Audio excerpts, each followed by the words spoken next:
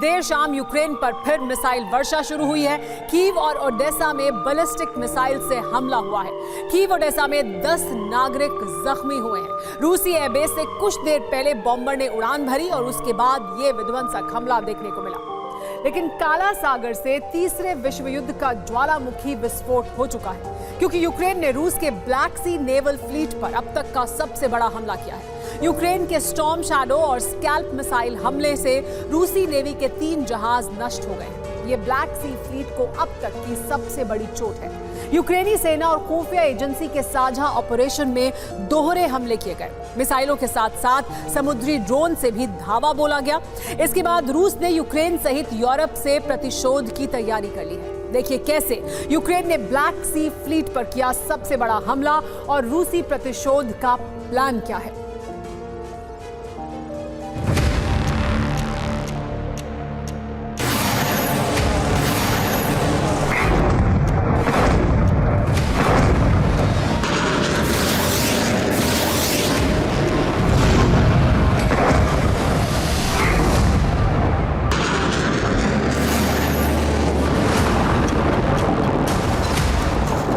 Crimea विजय की शपथ पर अड़े है और इस संकल्प को पूरा करने के लिए यूक्रेनी मिसाइल ब्रिगेड ने क्रीमिया के सेवेस्तोपोल बेस पर जबरदस्त प्रहार किए।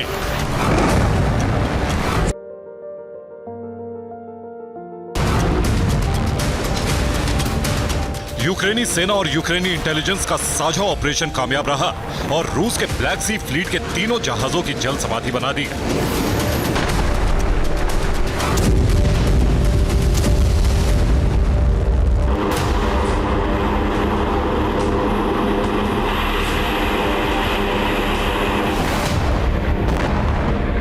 रूस के ब्लैक सी फ्लीट का 33% से ज्यादा हिस्सा तबाह हो चुका है।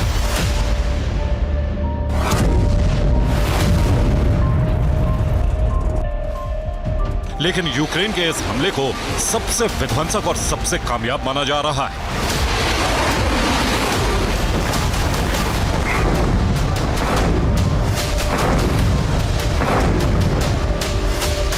यूक्रेनी मिसाइल फोर्सेस ने क्रीमिया पर एक साथ 18 मिसाइलों से हमला किया।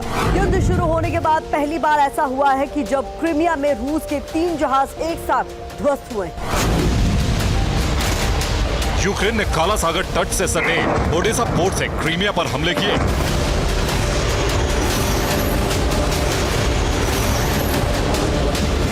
ओडेसा पोर्ट से सी baby drone black Sea fleet पर हमले के लिए रवाना किए गए। ओडेसा पोर्ट के मिसाइल लॉन्च पैड से यूक्रेन ने 18 मिसाइलें क्रीमिया के सेवेस्तोपोल पर दागी। रूस ने दावा किया है कि 18 में से 11 मिसाइलें हवा में नष्ट कर दी गई। यूक्रेन ने स्टॉर्म शैडो और स्कैल्प मिसाइलों से हमले किए।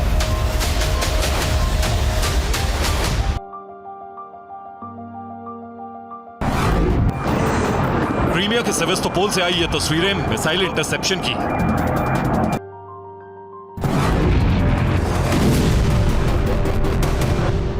रूस के पंचर और S-400 एयर डिफेंस सिस्टम ने मिसाइलों का शिकार किया।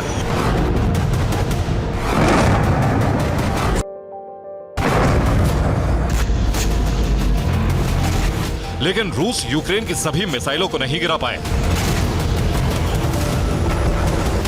और इन मिसाइलों ने रूस के ब्लैक सी फ्लीट में तबाही मचा दी।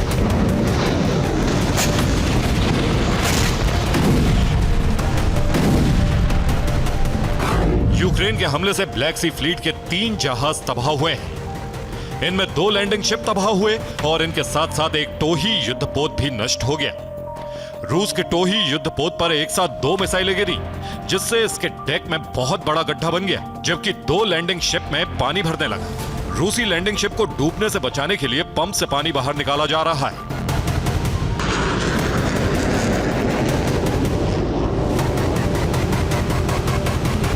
रूस के ब्लैक सी फ्लीट पर एक दिन में अब तक इतना बड़ा हमला नहीं किया गया था। यूक्रेन ने सी बेबी ड्रोन और मिसाइल के कोऑर्डिनेट हमलों से ब्लैक सी फ्लीट के जहाजों को ध्वस्त करके रूस को बहुत बड़ी चोट दी।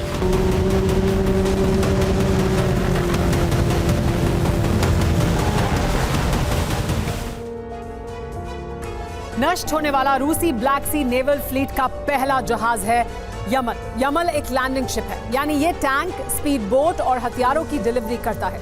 इसकी कीमत 1800 करोड़ रुपए है। दूसरा जहाज है अजोव, ये भी एक लैंडिंग शिप है। यमल की तरह ये भी टैंक, स्पीड बोट, हथियारों की डिलीवरी करता है। इस जहाज की कीमत भी 1800 रुपए है।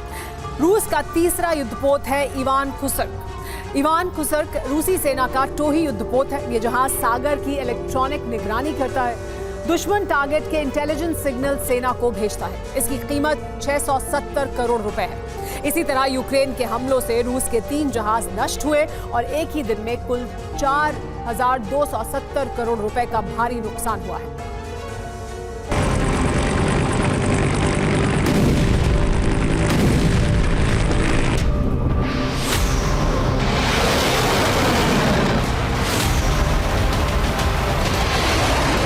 क्रीमिया पर हुए इन हमलों में रूस के जहाज ही नहीं नष्ट हुए हैं, बल्कि कई अहम सैन्य इंफ्रास्ट्रक्चर भी यूक्रेन ने ध्वस्त कर दिए।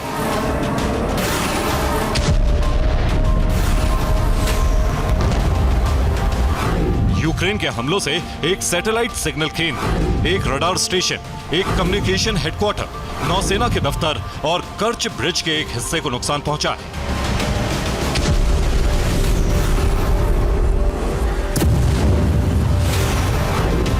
हमलों के बाद यूक्रेन की रिपोर्ट है कि रूस ने कर्च ब्रिज से सैन्य साजो सामान की सप्लाई रोक दी।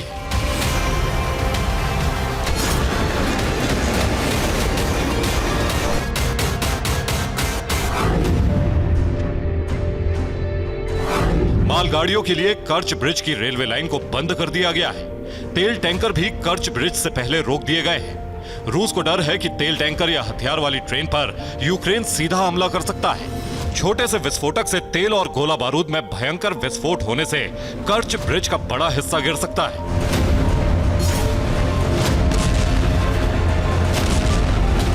यूक्रेन ने कहा है कि अभी हुए हमलों से रूस अगर हैरान है तो आगे और बड़े और औचक हमले किए जाने की तैयारी है।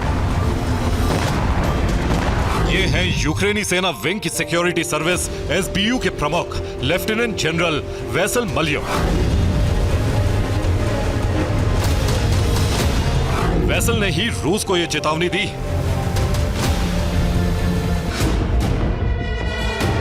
रिपोर्ट है कि यूक्रेन क्रीमिया में रूस के ब्लैक सी फ्लीट पर सी बेबी ड्रोन से हमले बढ़ाएगा। इसकी जिम्मेदारी यूक्रेन की यूनाइटेड 24 टीम को दी गई है। इस टीम में यूक्रेन के वॉलंटियर सैनिक, वित्तीय संस्थान और नागरिक शामिल हैं। वित्तीय संस्थान और नागरिक फंड रेजिंग से सी बेबी ड्रोन का जखीरा बढ़ा रहे हैं। 35 सी बेबी ड्रोन की टीम रूसी नौसेना बेड़े पर हमला करने के लिए तैयार है।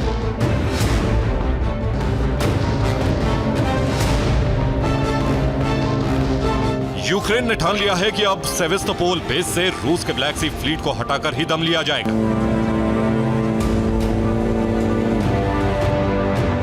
इस प्लान को नाकाम करने के लिए रूस ने सेवेस्तोपोल बेस पर जहाजों की संख्या बढ़ानी शुरू कर दी।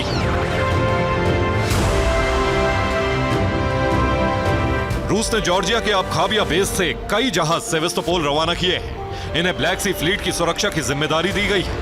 ब्लैक सी में यूक्रेन के सी बेबी ड्रोन रोकने के लिए बारूदी माइंस बिछाई जा रही हैं।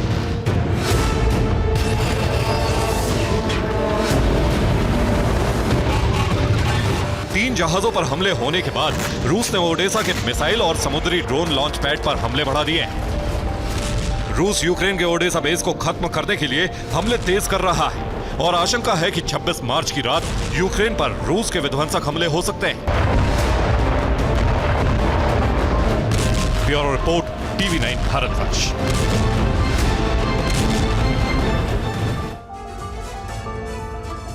और आगे बढ़ने से पहले इस वक्त युद्ध के मैदान से आ रही बड़ी खबर यह कि ब्लैक सी नेवल फ्लीट हमले पर बड़ा अपडेट सामने आया।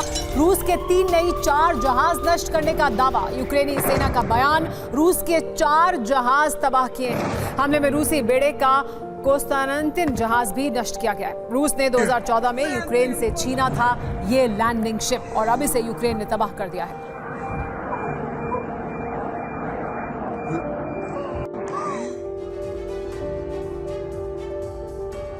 रूस ने 24 घंटे के अंदर जिस तरह से हमला किया उससे युद्ध पूरी तरह बदल गया है। रूसी सेना अब हाइपरसोनिक मिसाइलों से विध्वंसक हमले कर रही है।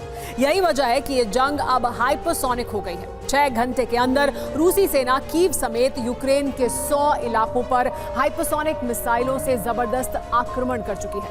इसके बाद यूक्रेनी शहरों से जो तस्वीर सामने आई है उसे देखकर दुनिया दहल उठी है।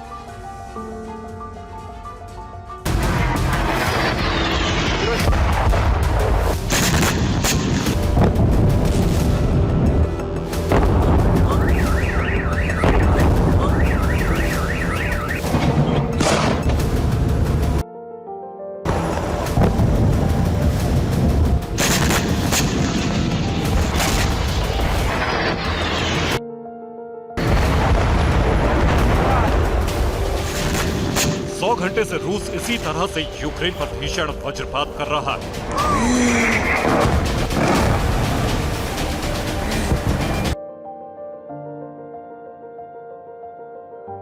मॉस्को में बड़ा नरसंहार हुआ और इसी के साथ रूस ने यूक्रेन का संहार शुरू कर दिया।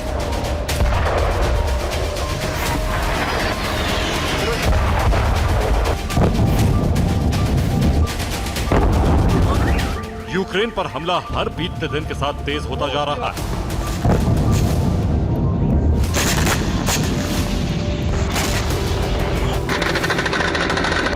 चौबीस घंटे के अंदर रूसी सेना ने यूक्रेन के 100 इलाकों में जबरदस्त हमले किए।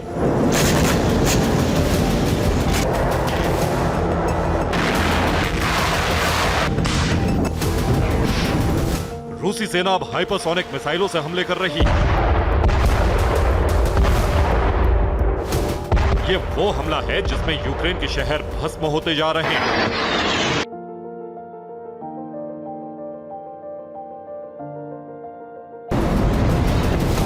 रूसी सेना ने एक के बाद एक 14 जिरकॉन हाइपरसोनिक मिसाइलों से प्रहार किया।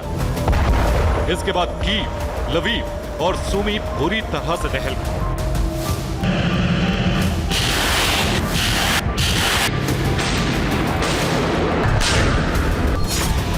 कीव में रूस ने आधा दर्जन हाइपरसोनिक मिसाइलें दागी। शहर में कई जगहों पर भयानक धमाके हुए। हमले में कीव में कई बिल्डिंग धराशायी हो गई।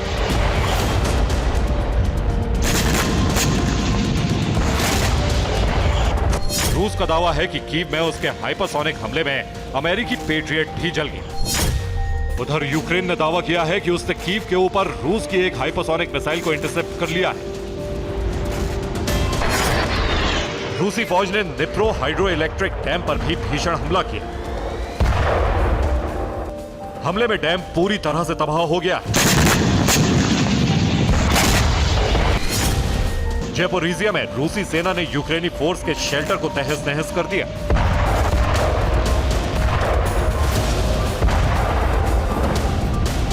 खार्किव में रूसी सेना ने यूक्रेन के ग्रैड रॉकेट लॉन्चर को नष्ट कर दिया।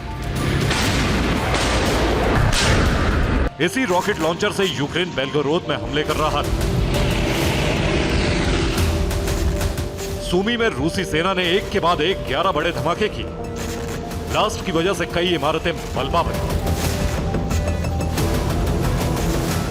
कुपियांस्क में रूस के हेलीकॉप्टर ने बमबारी कर यूक्रेनी सेना के टैंक और सैन्य वाहन को बर्बाद कर दिया।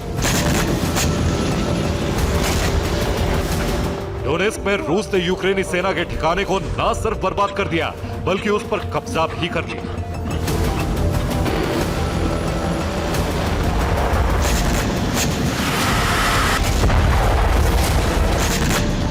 रूसी सेना का हमला और भी भीषण होने वाला है, क्योंकि रूस अब युद्ध भूमि में 300 किलोमीटर का बफर जोन बनाने जा रहा है।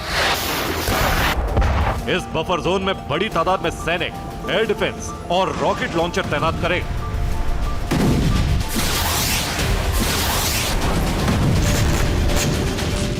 यहां से रूस न सिर्फ यूक्रेन के हमलों को रोकेगा बल्कि दक्षिणी यूक्रेन खासकर ओडेसा पर भीषण हमला भी करेगा।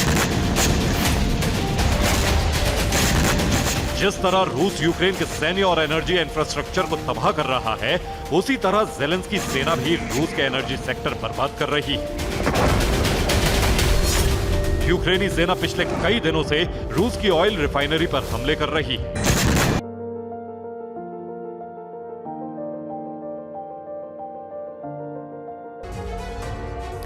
रूसी धरती पर यूक्रेन जो हमले कर रहा है उससे रूस के एनर्जी सेक्टर को बड़ी चोट पहुंच रही है। 1 मार्च से अब तक यूक्रेन रूस के 13 ऑयल रिफाइनरी पर हमले कर चुका है।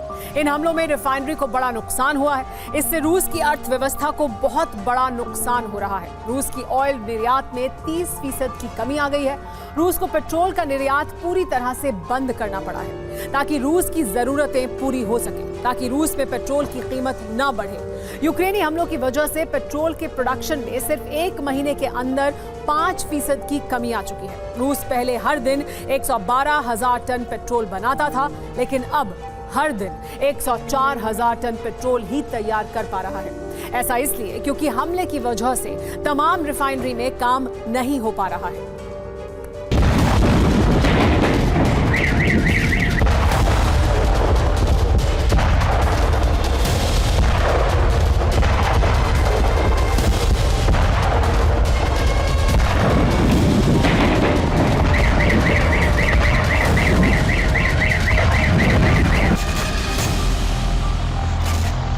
यूक्रेन के विस्फोट की वजह से रूस के एनर्जी सेक्टर को बहुत बड़ी चोट पहुंच रही है।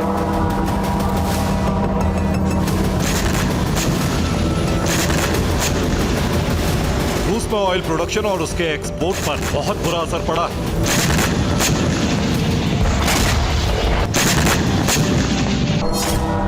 यूक्रेन ने रूस में 100 से ज्यादा ड्रोन दागे। रूस का दावा है कि उसने यूक्रेन के 95 ड्रोन को इंटरसेप्ट कर लिया। बेलगोरोद में यूक्रेन ने वेम्पायर रॉकेट से हमला किया। 3 जगहों पर उसके हमले सफल रहे। रूस ने 13 रॉकेट को हवा में ही खत्म कर दिया। रोस्तोव में यूक्रेन ने रूस की थर्मल पावर प्लांट पर विस्फोट किया। यह दक्षिणी यूक्रेन का सबसे बड़ा थर्मल पावर प्लांट। रिपोर्ट के मुताबिक यूक्रेनी हमले से प्लांट को बड़ा नुकसान पहुंचा है।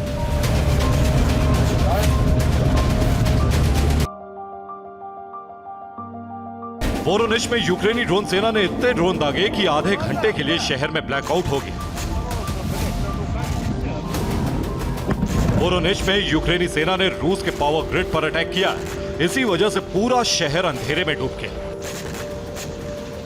अवदिव्का में यूक्रेनी सेना ने क्लस्टर बम से हमला किया। रूस के कई सैनिक मारे गए।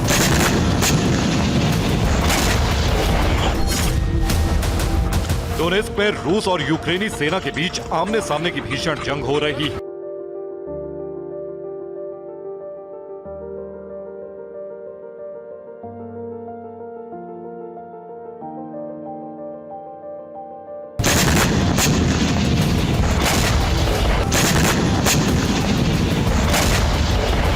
जाहिर है रूस और यूक्रेन दोनों एक दूसरे पर जबरदस्त हमले कर रहे हैं।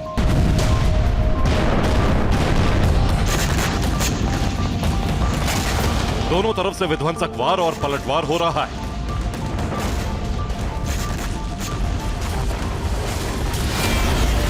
दोनों एक दूसरे के सप्लाई लाइन को काटना चाहते हैं।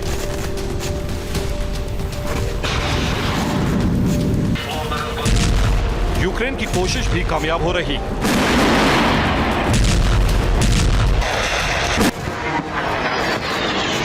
लेकिन तबाही मचाने के मामले में रूसी फौज कहीं ज्यादा आगे।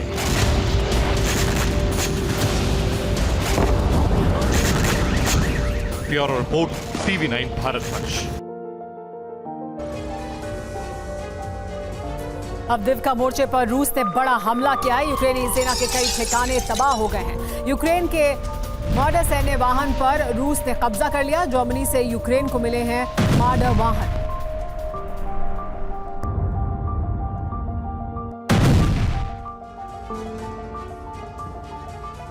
रूस की जांच एजेंसियों को क्रॉकस हॉल मामले में लगातार कामयाबी मिल रही है। 4 आतंकियों से पूछताछ करने के बाद 3 और लोगों को आरोपी बनाया गया है।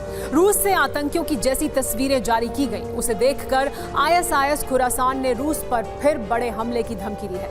ISIS पकड़े गए आतंकियों के टॉर्चर से गुस्से में है और रूस को इसका अंजाम भुगतने की धमकी दी है। अमेरिका और फ्रांस ने क्रॉकस हमले के लिए ISIS को जिम्मेदार ठहराया है, लेकिन पुतिन ने फिर कहा है कि हमले की प्लानिंग में यूक्रेन और कुछ और देश शामिल हैं।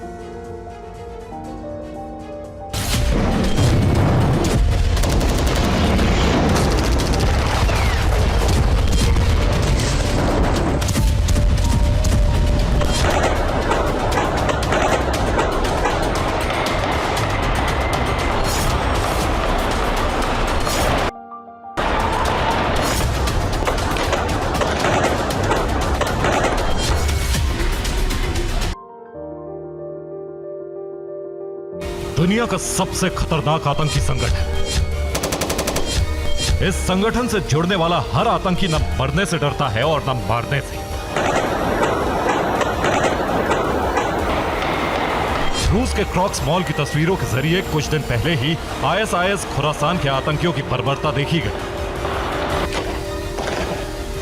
अब यह संगठन एक बार फिर क्रॉक्स से भी बड़े हमले की प्लानिंग बना रहा है। अंदेशा है कि आतंकियों की नई पलटन रूस के अलग अलग शहरों के लिए रवाना हो चुकी है।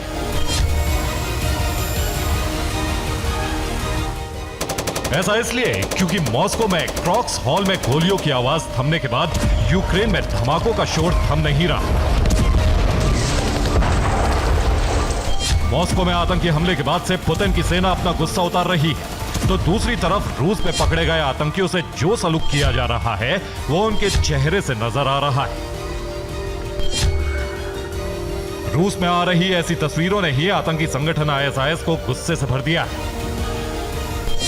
आईएसआईएस खुरासान क्या करने वाला है, इसकी चेतावनी जारी कर दी गई है। धमकी का पोस्टर सोशल मीडिया के जरिए आया है। ईरान की मीडिया की तरफ से पोस्टर को सर्कुलेट किया गया है। पोस्टर में पकड़े गए आतंकियों के टॉर्चर का जिक्र है। पोस्टर में रूस पर आतंकी हमले की धमकी दी गई।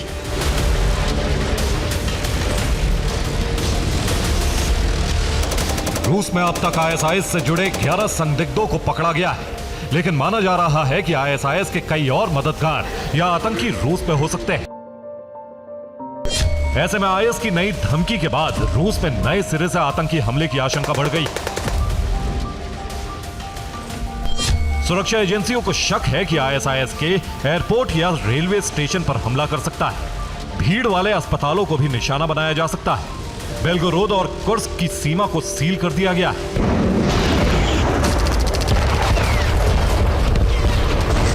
पहले 4 आतंकियों को रूस की जांच एजेंसियों ने रिमांड पर लिया था, लेकिन जांच बढ़ने के बाद अब 3 और नए चेहरे इस लिस्ट में शामिल हो गए हैं। जांच एजेंसियों ने एक ही परिवार के 3 लोगों को गिरफ्तार किया है। इसमें पिता और उसके 2 बेटे शामिल हैं।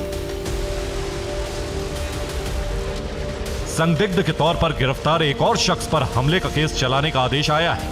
हालांकि अब तक जितने भी आतंकी पकड़े गए हैं वो सभी पुरुष हैं और जांच एजेंसियों को शक है कि आईएसआईएस के की महिला ब्रिगेड की कई आतंकी भी रूस में हो सकती हैं।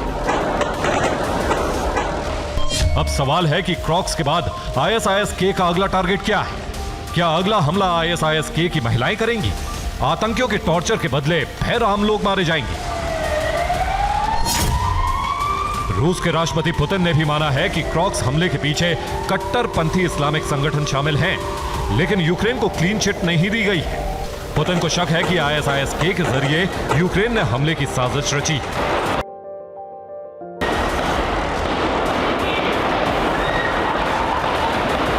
पुतिन के मुताबिक आतंकी हमले के बाद यूक्रेन बॉर्डर की तरफ भाग रहे थे, जिससे जाहिर है कि आतंकियों को यूक्रेन में पनाह मिलने वाली थी।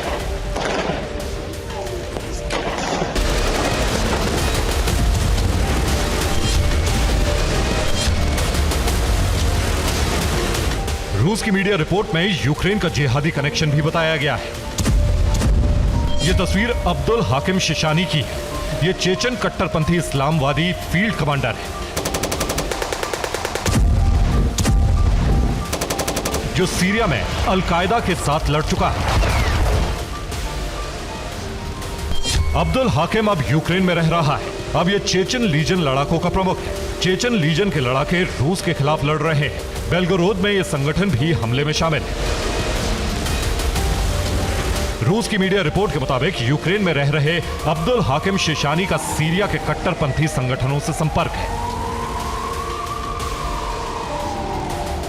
रूस की जांच एजेंसियां अब पक्के सबूत की तलाश में हैं, ताकि दुनिया के सामने यूक्रेन या फिर किसी नाटो देश की साजिश का खुलासा किया जा सके। लगातार पूछताछ के बाद रूस की जांच एजेंसियों ने उन तमाम अकाउंट्स की जांच शुरू की है जिसके जरिए आतंकियों तक रकम भेजी गई।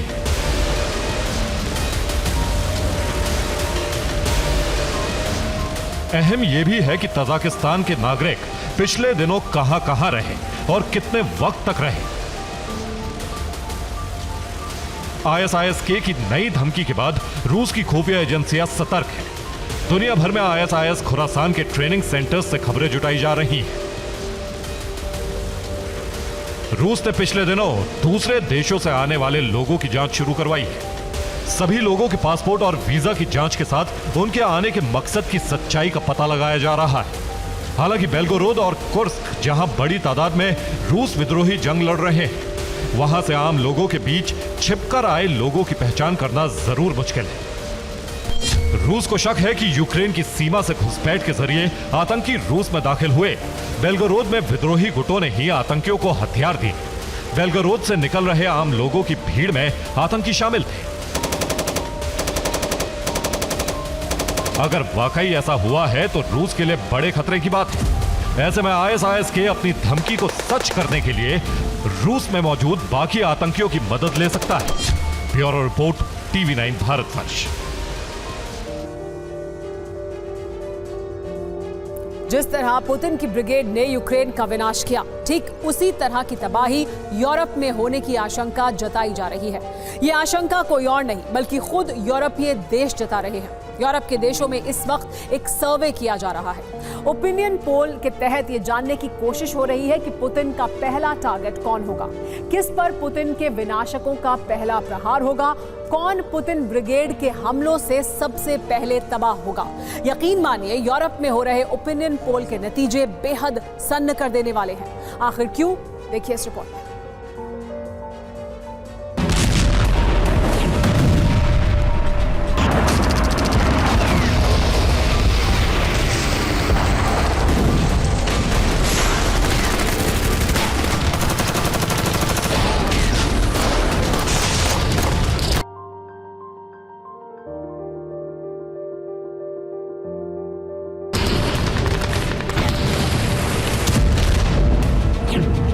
धरती के 1,01,80,000 वर्ग किलोमीटर हिस्से में फैला इलाका, जिसमें मौजूद है 44 देश, और इन 44 देशों की आबादी करीब 75 करोड़ है, यानी धरती की कुल आबादी का करीब 10% हिस्सा।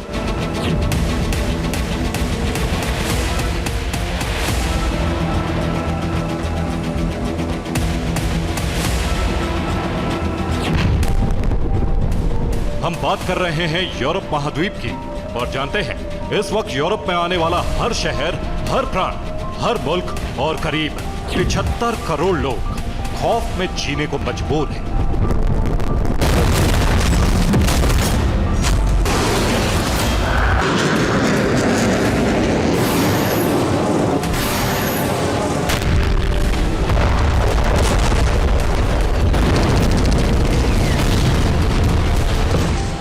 यूरोप के कोने कोने में दहशत फैली हुई, और उसकी वजह सिर्फ और सिर्फ एक शख्स है, वो है रूसी president Vladimir Putin.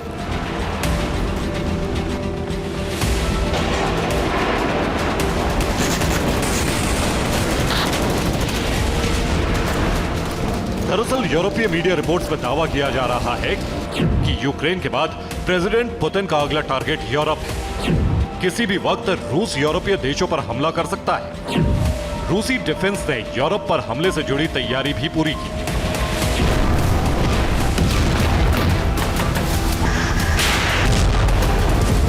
European media का दावा है कि क्रेमलिन के वॉर रूम में मौजूद पुतिन ने अपने टॉप कमांडरों से सीक्रेट मीटिंग तक कर ली।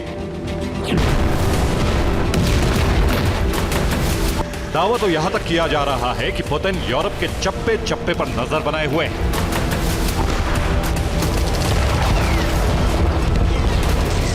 कहां सबसे पहले अटैक करना है, किन हथियारों से करना है,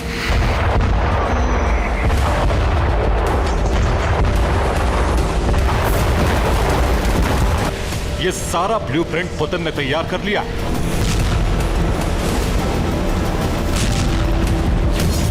हैरानी तो इस बात की है कि पुतिन की जंगी सनक से दहले यूरोप में सर्वे किए जा रहे हैं। वो ये कि पुतिन का मिलिट्री ऑपरेशन सबसे पहले कहां शुरू होगा।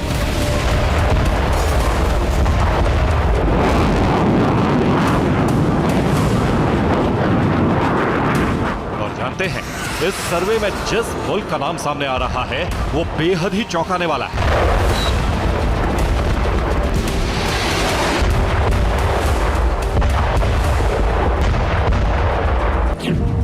मसलन यूरोप में रूसी हमले से जुड़ा जो सर्वे किया जा रहा है उसमें सबसे पहले हमले का डर मोल्दोवा पर जताया जा रहा है। करीब 44% लोग ये मान रहे हैं कि पुतिन मोल्दोवा पर सबसे पहले अटैक करेंगे। वहीं सर्वे में 14% लोगों का मानना है कि पुतिन पोलैंड पर सबसे पहले बारूदी प्रहार करेंगे। करीब 6% लोगों का मानना है कि पुतिन जॉर्जिया और एस्टोनिया पर पहला अटैक कर सकते हैं। 4% लोगों का अनुमान है कि फिनलैंड पुतिन की जंगी ट्रेलर से दहल सकता है। वहीं करीब 3% लोगों ने आशंका जताई है कि बाल्टिक देश लातविया और लिथुआनिया पर रूसी डिफेंस जल्द ही धावा बोल सकती है।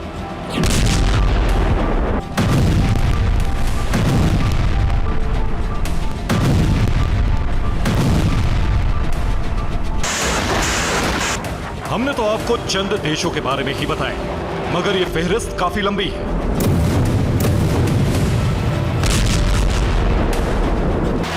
मगर जिन मुल्कों पर पुतिन के अटैक का खतरा सबसे ज्यादा मंडरा रहा है, उन्होंने अभी से पुतिन के प्रकोप से बचने की तैयारी शुरू कर दी है।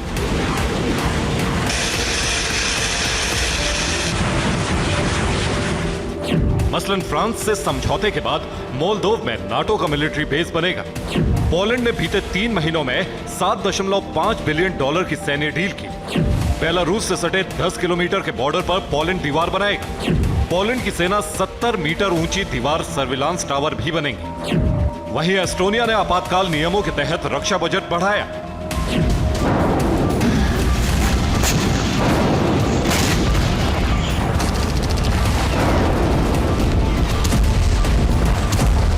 यूरोपियन यूनियन तक ने यूरोप के खिलाफ काउंटर ऑफेंसिव की तैयारी जल्द शुरू करने का प्रस्ताव रखा है।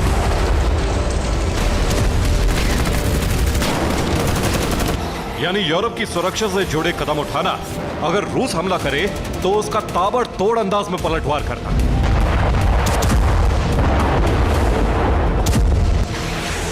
और जानते हैं, यूरोप पर रूस के हमले का खतरा इसलिए भी बढ़ा है क्योंकि पुतिन ने जिस तकनीक से ब्रिटेन के रक्षा मंत्री के प्लेन को हैक किया, ठीक उसी तरह की वारदात यूरोप के एयर स्पेस में लगातार की जा रही।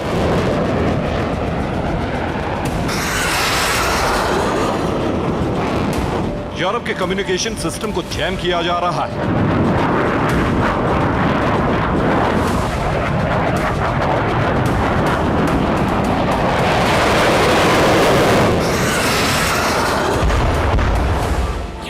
मसलन बीते 48 घंटे में यूरोप के 1614 विमानों को जाम किया गया। जीपीएस के जरिए विमानों का कम्युनिकेशन सिस्टम जाम किया। ईस्टर्न यूरोप और बाल्टिक रीजन में सबसे ज्यादा विमान हैक हुए।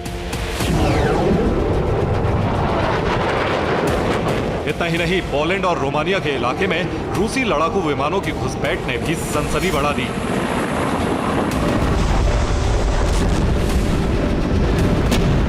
वहीं रूसी डिफेंस का दावा है कि जल्द ही रूस की सेना में 1 लाख नए सैनिकों की भर्ती होगी, जिन्हें जल्द ही जंग में उतारा जाएगा।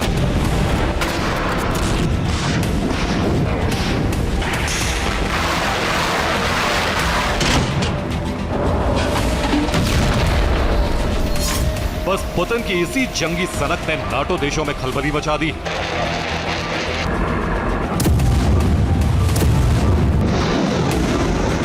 यानी ब्लैक सी से बाल्टिक सी तक वाया बेलारूस पुतिन ने यूरोप को घेरने की तैयारी की।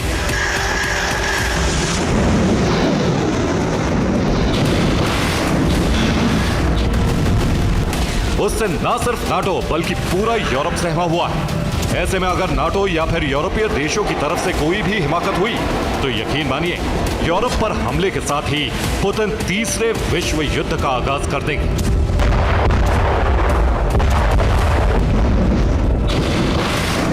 Bureau report, TV9 Bharatvarsh.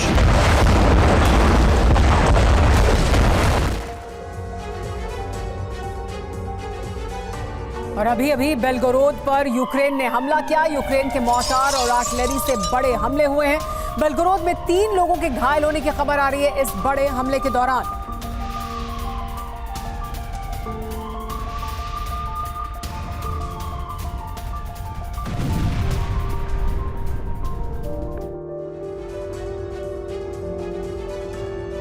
लाल सागर में हूती और चीन के खिलाफ बहुत बड़ी साजिश हो गई है। पहली बार चीन के जहाज पर हमला हो गया है। अमेरिका ने ऐलान किया है कि चीन के जहाज पर अटैक किसी और ने नहीं बल्कि उसके दोस्त हूती ने ही किया है। तो सवाल यही है कि क्या ये हमला हूती ने किया या फिर इसमें अमेरिका की कोई चाल है? अगर इसके पीछे अमेरिका है तो आखिर बाइडेन का प्लान क्या है?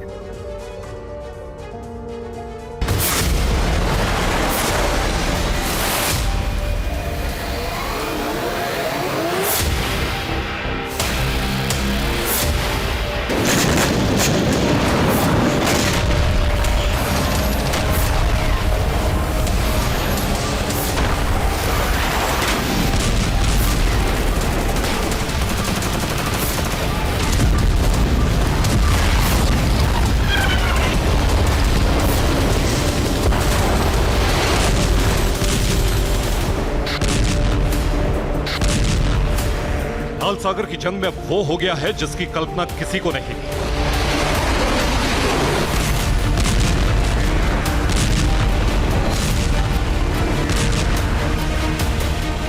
लाल सागर से गुजर रहे चीनी शिप पर हमला हो गया है।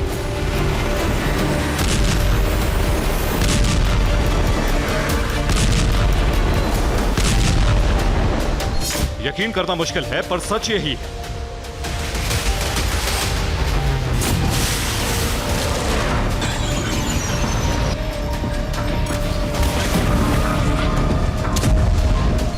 चीन का कार्गो जहाज सामान लेकर जा रहा था, तभी उस पर बड़ा हमला हो गया।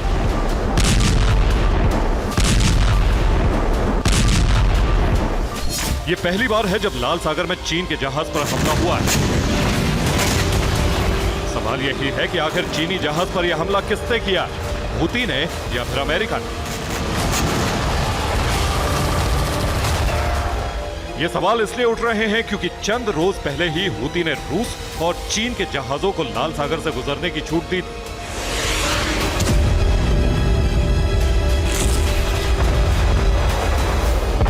हूती ने कहा था कि रूस और चीन के जहाज को छोड़कर बाकी सभी जहाजों पर हमले होंगे।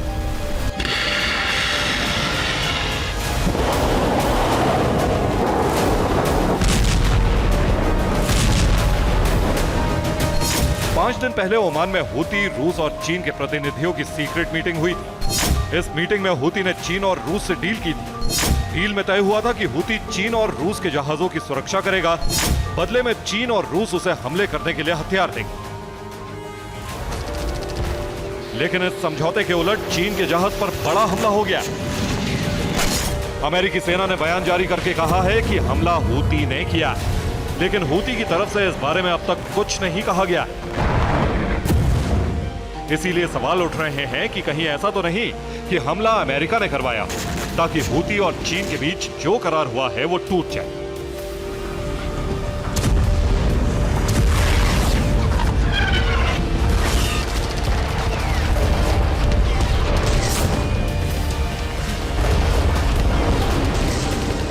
इस बात की संभावना काफी ज्यादा है कि हमला चीन और हूती के समझौते को तोड़ने के लिए करवाया गया हो।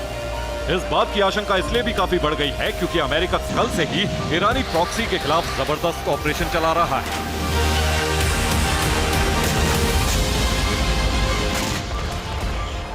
सीरिया में अमेरिकी सेना ने कई जगहों पर एयर स्ट्राइक किए।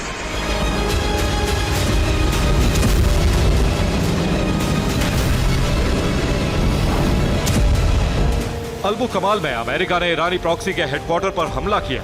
बताया जा रहा है कि हेडक्वार्टर के अंदर ईरानी सेना के कमांडर्स और ईरानी प्रॉक्सी के कमांडर्स बैठक कर रहे थे। बैठक में हूती के कमांडर्स भी शामिल थे। तभी अमेरिका ने धमाका कर दिया।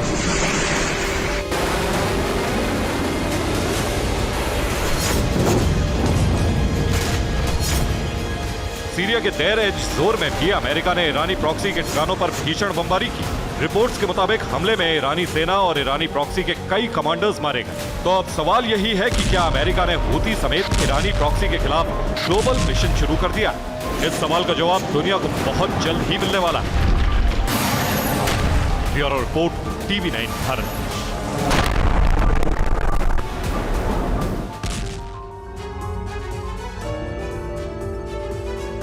यूक्रेन पर हमले के लिए रूसी डिफेंस ने ड्रोन स्ट्राइक की, मगर उस ड्रोन को यूक्रेनी डिफेंस ने मार गिराया और अब अपने कब्जे में ले लिया है। दावा किया जा रहा है कि रूस के मिस्ट्री ड्रोन पर अब यूक्रेन रिवर्स इंजीनियरिंग का प्रयोग करेगा। आशंका ये भी जताई जा रही है कि रूसी ड्रोन की डिजाइन और तकनीक को यूक्रेन लीक भी कर सकता है। आखिर क्यों, आप भी देखिए।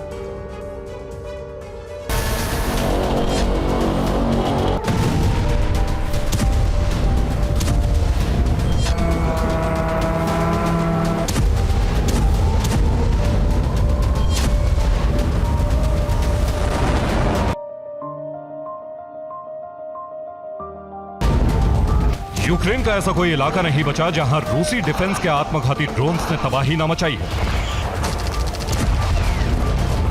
विस्फोटक धमाका न किया, बारूदी कोहराम न मचाया।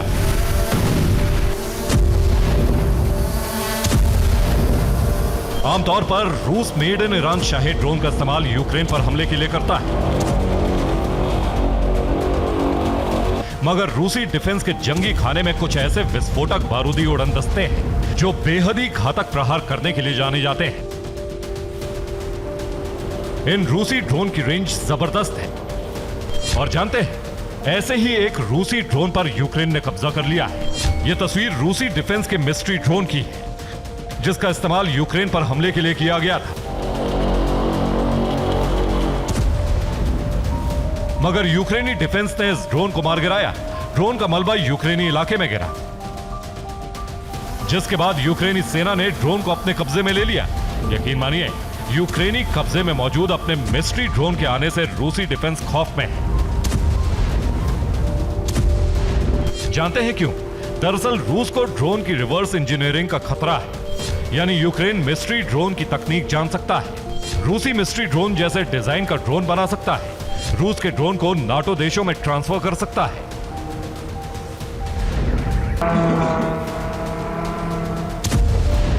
जिसका मतलब यह हुआ कि रूस के घातक ड्रोन की डिजाइन और वेपन सिस्टम को यूक्रेन नाटो की मदद से अपग्रेड कर सकता है।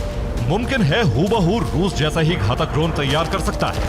और वैसे भी ब्रिटेन में सोवियत दौर के हथियारों की रिवर्स इंजीनियरिंग की जाती है, लिहाजा रूसी डिफेंस को डर है कि यूक्रेन ड्रोन का मलबा ब्रिटेन को दे सकता है। Bureau report, TV9 भारतवंश। पाकिस्तान में चीन के सबसे महत्वाकांक्षी आर्थिक गलियारे यानी CPEC पर एक ही दिन में 3 बड़े हमले किए गए हैं। बलूचिस्तान लिबरेशन आर्मी के लड़ाकों ने पाकिस्तान के तुर्बत अंतर्राष्ट्रीय एयरपोर्ट और नौसेना एयरबेस पर हमला किया। पाकिस्तान के PNA सिद्दीकी नौसेना बेस पर 6 घंटे तक बलोच लड़ाकों का कब्जा रहा। इस हमले को पूरी तरह नाकाम भी नहीं किया गया था, तभी CPEC की चाइनीज टीम पर आत्मघाती हमला कर दिया गया। पाकिस्तान के सैन्य ठिकानों और CPEC पर बढ़ते हमलों से इस्लामाबाद ही नहीं बल्कि बीजिंग तक डर फैल गया है।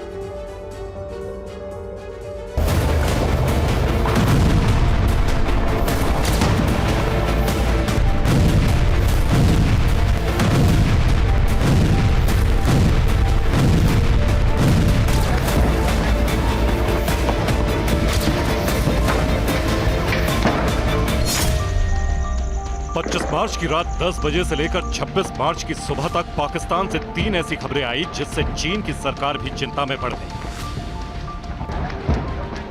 ये 2 तस्वीरें पाकिस्तान पर बरसे कहर की है। एक तरफ है शांगला के काराकोरम हाईवे पर किया गया आत्मघाती हमला और दूसरी तरफ है तुर्बत के नेवल एयरबेस पर किया गया BLA लड़ाकों का हमला। बलूचिस्तान लिबरेशन आर्मी के लड़ाकों ने तुर्बत में PNS सिद्दीकी नेवल बेस पर हमला किया। 6 घंटे तक चली इस जंग में पाकिस्तान के कई जवान मारे गए, जबकि हमला करने आए 4 लड़ाके भी धमाके में मारे गए। BLA ने 25 मार्च की रात तुर्बत अंतर्राष्ट्रीय एयरपोर्ट और नौसेना एयरबेस पर हमला किया। नौसेना बेस पर रात भर भारी गोलीबारी और विस्फोट होते रहे। BLA की माजिद ब्रिगेड ने तुर्बत में नौसेना एयरबेस पर हमले की जिम्मेदारी ली। रिपोर्ट है कि BLA के हमले में पाकिस्तान के 12 जवान मारे गए हैं, लेकिन पाकिस्तान ने इस हमले की आधिकारिक जानकारी नहीं दी।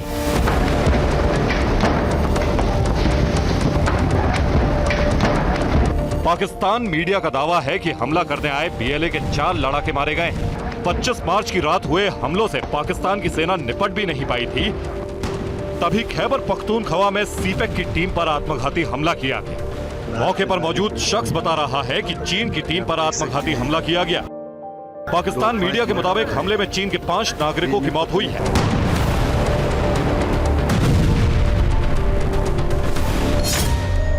चीन के इंजीनियरों की गाड़ी को टारगेट करके आत्मघाती हमला किया गया। ये पाकिस्तान में चल रहे सीपेक प्रोजेक्ट के लिए काम कर रहे थे। चीन के इंजीनियर इस्लामाबाद से पख्तूनख्वा के दासू जा रहे थे। कैंप में पहुंचने से पहले ही विस्फोटकों से भरी गाड़ी से काफिले को टक्कर मार दी गई।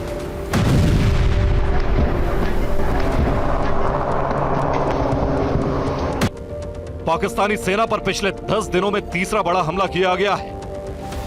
तुर्बत में बीएलए की मजीद ब्रिगेड ने हफ्ते का दूसरा और साल का तीसरा बड़ा हमला किया है। इससे पहले 29 जनवरी को इससे ग्वादर में सैन्य खुफिया मुख्यालय माच शहर को निशाना बनाया गया था और फिर 20 मार्च को इस ब्रिगेड ने तुर्बत में पाकिस्तान के दूसरे सबसे बड़े नौसेना एयरबेस पर हमला किया। चीन की टीम पर भी पाकिस्तान में हमले होते रहे और इन हमलों के पीछे वजह है सीपेक प्रोजेक्ट। ग्वादर पोर्ट को चीन की मदद से विकसित किया जा रहा है। तुर्बत में चीन सीपेक के तहत कई प्रोजेक्ट चला रहा है। पख्तूनख्वा में चीन ने अरबों डॉलर का निवेश किया है। बीएलए सहित पख्तूनख्वा के कई संगठन सीपेक के विरोध में है। बीएलए चीन पर प्राकृतिक संपदाएं लूटने का आरोप लगाती है। इसीलिए पाकिस्तान के कई संगठन चीन और पाकिस्तान सेना पर हमले करते रहे। इनका मानना है कि चीन उनकी संपत्ति लूट रहा है और पाकिस्तान सरकार इस लूट में शामिल है।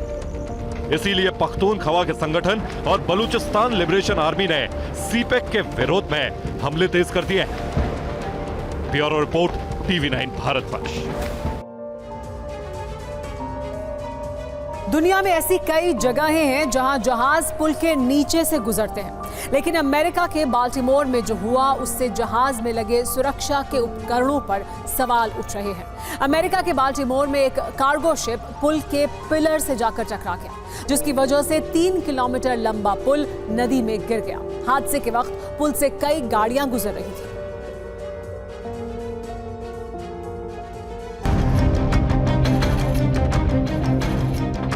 भारी भरकम कंटेनर से लदा जहाज और उसके सामने नदी की लहरों में ब्रिज का भार उठाने वाला पिलर।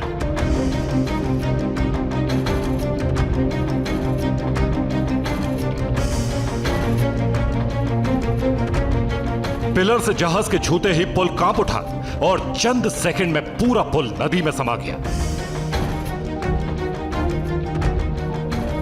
दुनिया को झकझोर देने वाला यह हादसा अमेरिका के बाल्टीमोर में हुआ।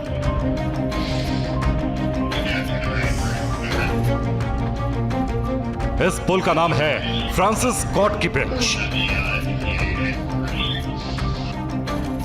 जहाज जिस वक्त पिलर की तरफ बढ़ रहा था, उस वक्त पुल से कई गाड़ियां गुजर रही थी। हादसे में 3 किलोमीटर लंबा पुल गिर गया और उस दौरान पुल पर मौजूद सभी गाड़ियां भी नदी में समा गई। रिपोर्ट के मुताबिक हादसे के बाद से 20 लोग लापता हैं। अब सवाल है कि आखिर इस मालवाहक जहाज में ऐसा क्या हुआ कि चालक दल से इतनी बड़ी गलती हो गई। एक वीडियो से अंदेशा लगाया जा रहा है कि हादसे से ठीक पहले जहाज की बिजली चली गई थी, जिससे स्टीयरिंग गियर में खराबी आ गई होगी। देखिए कैसे जहाज में अचानक अंधेरा छा गया और जहाज का डायरेक्शन बदल गया। जहाज पिलर की तरफ जाने लगा और जहाज से धुआं निकलने लगा। इससे अंदेशा लगाया जा रहा है कि चालक दल ने पूरी रफ्तार से जहाज वापस अपने रास्ते पर लाने की कोशिश शुरू की थी, लेकिन इसके बाद फिर जहाज में अंधेरा छा गया और तब तक टक्कर को रोक पाना नामुमकिन हो गया था। नदी पर ब्रिज होने की वजह से इस इलाके को बहुत संवेदनशील माना जाता है, इसलिए यहां जहाज तय ट्रैक पर ही चलते हैं। जहाज के डेटा के मुताबिक ये जहाज भी तय ट्रैक पर चल रहा था, लेकिन अचानक ब्रिज के करीब इसका डायरेक्शन बदल गया। अमेरिका की जांच एजेंसी FBI और CIA भी पूरे मामले का विश्लेषण कर रही है। रिपोर्ट के मुताबिक जहाज को अमेरिका से श्रीलंका जाना था। जहाज सिंगापुर की कंपनी के तहत चलाया जा रहा था और इसे डाली नाम दिया गया था। Bureau report, TV9 Bharatvarsh.